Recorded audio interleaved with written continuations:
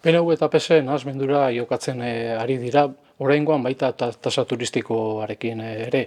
Esaten dute, egiten ari direla, baina momentuz ez da emaitzik inondik inora ageri. Egin zuten bere garaian etxe bizitza politikekin, egin zuten politika migratorioekin, hizkuntza politikoekin, eta esan bezala orain tasa turistikoarekin.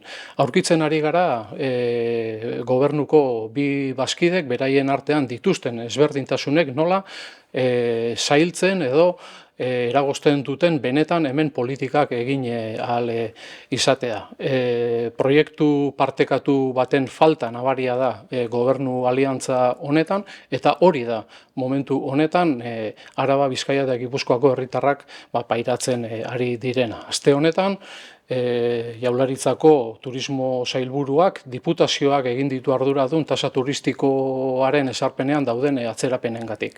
Hauek aldiz erantzuten dute eudelen baitan ari direla lanean. Guk esan nahi dugu, sentitzen dugula, baina eudelen baitan momentu honetan ez direla lanean ari horrekin. Eta gogoratu nahi dugu berberak direla, PNV eta PS dira gobernu guztietan daudenak, bai Jaurlaritzakoan eta bai diputazioetakoan ere.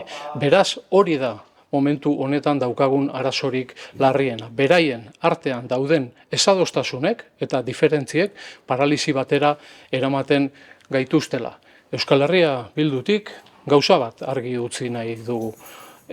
Baiezkoa tasa turistikoari, udaletatik eta udalentzat, eta PNV eta PSren ezgaitasunaren gainetik lanean jarraituko dugula tasa hori lehenbailen ezarri dadin.